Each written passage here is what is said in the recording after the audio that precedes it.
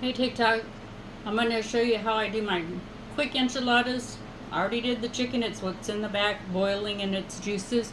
I'm going to show you the quick way of doing the tortillas. And I actually learned this from somebody else on YouTube, so to make it soft and pliable enough to roll them up. So just fry them in a small, very little oil, enough to make them pliable, but not where they're gonna rip, okay? So in the meat, I put garlic powder, onion powder, a little bit of chicken bouillon, and then water, and cooked it, and it was 2 legs instead of like chicken strips or anything like that, and I let that cook. And then after that all cooked, I shredded it all off. I took the skin and the gizzards and all that extra little pieces that are not good. And then what you do is, now that this is like kind of on the sides bubbling, you move it to a piece of paper towel. Okay, that's all it is. And I know exactly how many I need, so it's exactly 6. Okay. Okay, we're on tortilla number 3. So I'm just gonna kind of go through it, but I will do the measurements of everything that I put in, like the season, the garlic, salt, and all that stuff. I'm also making my husband, because he doesn't eat chicken enchiladas, ground beef enchiladas, but I did tacos with y'all, so I didn't figure you wanted to see. That was on a live, so I didn't think you wanted to see another ground beef one. But if you do, just let me know, and I'll do the ground beef one, because the shells are the same. The only difference is of what I put in it, which I could tell you what I put in the ground beef ones right now, because I'm in the process of making those. I make them both at the same time.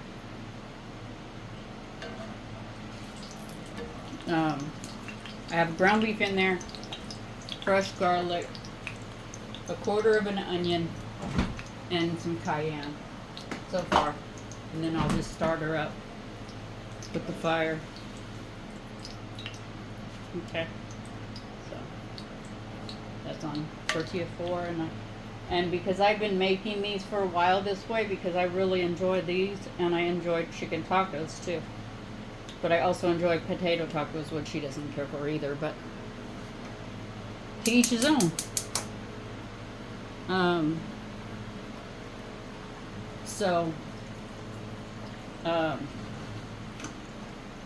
But I'm gonna still continue to keep making tacos, or shells, because I know I need the shells too.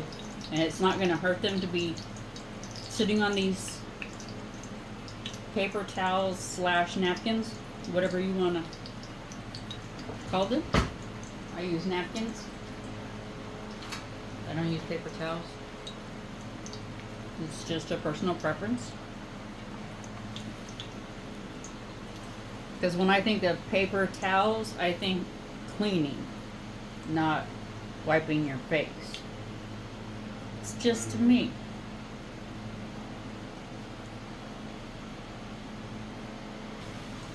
And another thing that you can use for your enchilada sauce is, of course, the green enchilada sauce from Old El Paso, or from anybody, and they have various heat. Well, in my case, because I've tried those, and to me they're a little bit bitter, I use the Henadas guacamole sauce.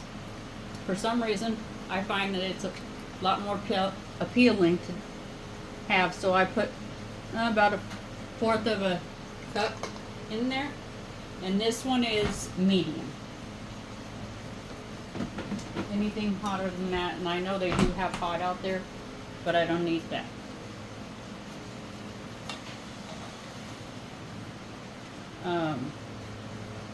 So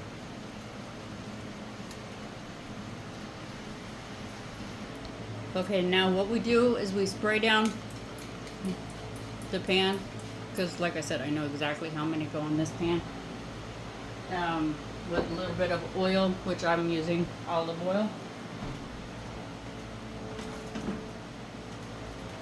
And you take a little bit of your sauce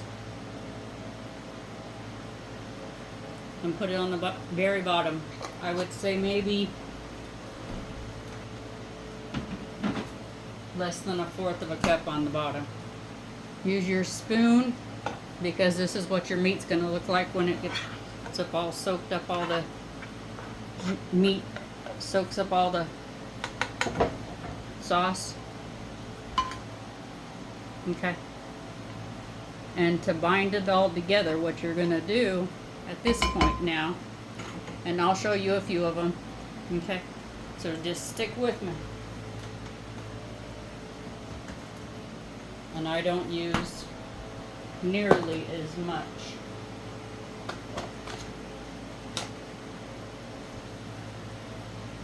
As most people would do. You can use whatever cheese you have on hand. There's no rules.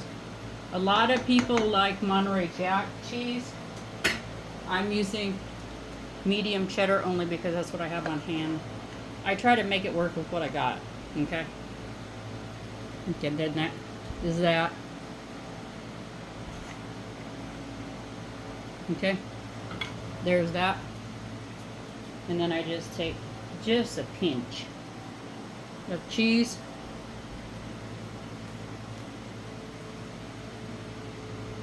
And let's move you closer so you can see. And move it up. Actually, move you down a little bit. There you go. And then roll it up. Okay. And make sure that it stays edge sides down. Okay. And then I'll roll the rest of them and I'll show you what it looks like. Okay. Now there's all 6 of them. And so what you do is you take a little bit of the sauce too. That's why I said you don't put very much on the bottom. Just put enough to your own liking. It comes out probably total about a 1/2 a cup to 3/4 of a cup. And you just smear it on top. You probably want to go a little bit thicker than that. So what I'll do is I'll take stuff that didn't. And like I said, most people would have put jack cheese on the top of theirs, but I use what cheese I have in my house. I don't.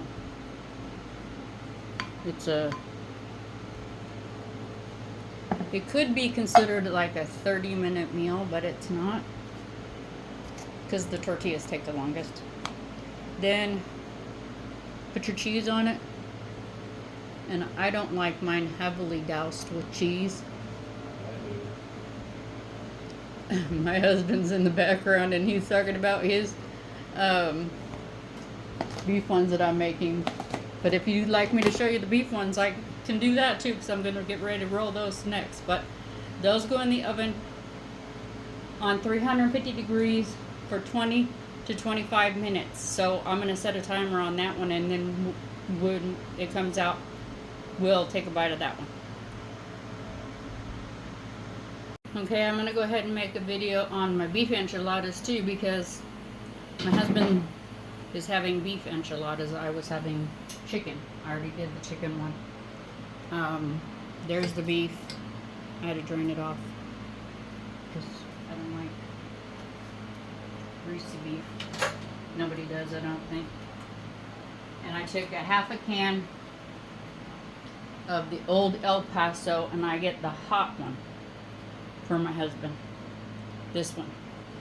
And I put it in the meat. So I got to turn the meat back on so it can get in every little nook and cranny in the meat. Okay. And I put extra cheese. And between the sauce getting in the meat It's kind of like a binding agent, and then when you put your cheese in there, it helps bind it when it cooks together. It's almost like cheese is kind of one of those things where it's like it's a glue. It can make anything stick together. That's why when you have quesadillas, when you put cheese in between them, it's kind of hard to pull them apart. Same concept. Okay? So, the meat is cooking with the sauce in it. I'm just heating it back up. It already cooked. The meat was brown, golden, delicious, and it has 1 tablespoon, 1.5 tablespoons of garlic. It has 1/4 of an onion, red onion in it. It has 1 teaspoon of cumin and salt and pepper. That's it. That's all the spices that I used. Oh, and I put some cayenne in there. Sorry, I put 1 full tablespoon. I think, yeah, 1 tablespoon of cayenne. I kind of don't measure anything. I eyeball it, but I kind of have an idea because I've been doing it for 30 plus years. I'm an old lady. Everybody knows that, so. And if you don't know, I'm old. So,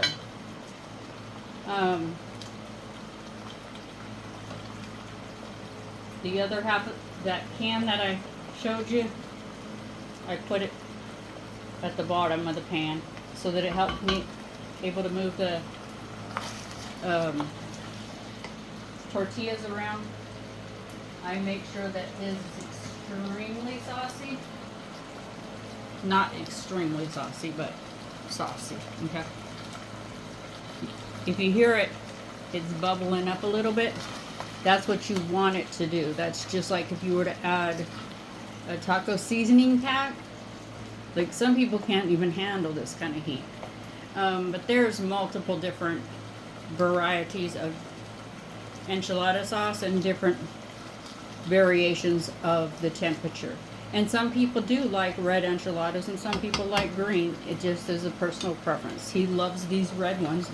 I prefer the green ones. So let's move you over and let's get started. Okay, now that that's off, let me move you over here. And then I'm going to have to lower you down so you can see what I'm doing here. Because I know it's kind of a little bit difficult if I have you up too high, then all you see is hands. And I'm trying to get better about not putting my hands right in the middle of everything. Okay? So I did the tortillas in the chicken ones so that you know how to make these pliable, okay? That was what I was looking for. Oh, I know that. Sorry about that. I was getting for my bigger spoon because I like to make sure that his has a good amount of meat. And it is a 1 pound roll of ground beef. That was the other thing I was going to tell you. I cook a whole roll of ground beef for 8 enchiladas. You could probably get more, and see, I put extra cheese too. That's the other thing. My husband loves his cheese. So, but everybody is different. Some people don't like that much cheese, and some people do. He likes just eating cheese. So, as a snack. Those string cheeses and those Baby Bell cheeses and just regular cheese off the block. He'll eat it. He'll just cut him a little wedge and that's his little snack, if you want to call it a snack, but I don't call it a snack, but see, roll it, roll it, roll it, roll it, roll it. And when you get to the edge, make sure it's sitting on the crease. And keep going, and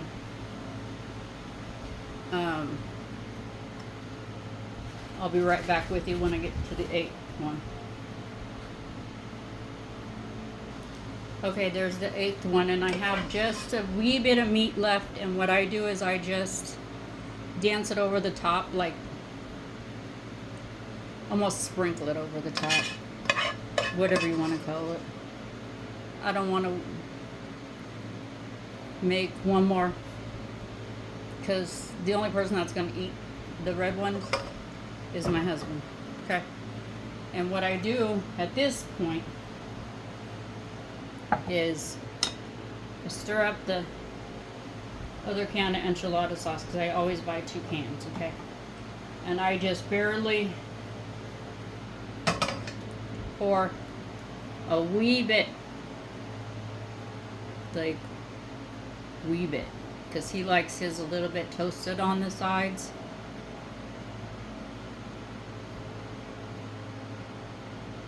So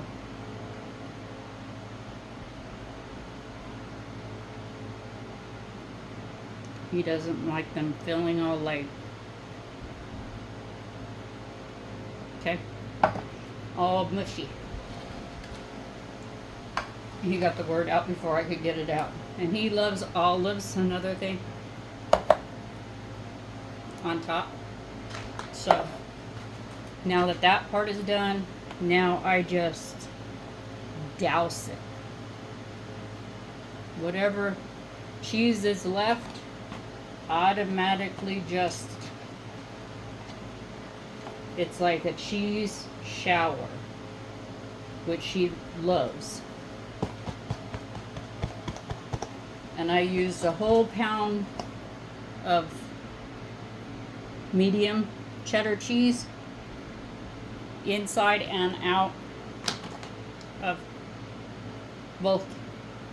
So figure 1 pound of ground beef, and then the previous one was 2 pieces of chicken. So anyway, take your olives, and I don't have a particular science or rhyme nor reason of how I do this. I just throw them on there however they land. I try to at least get 2 olives per enchilada. Ooh, see, they roll all over the place. These circular little suckers like to rain on my parade and throw me off my game. So when his comes out of the oven, he'll have to be the one to let you know how it is, because like I said, I don't eat this and I won't be tasting it at all.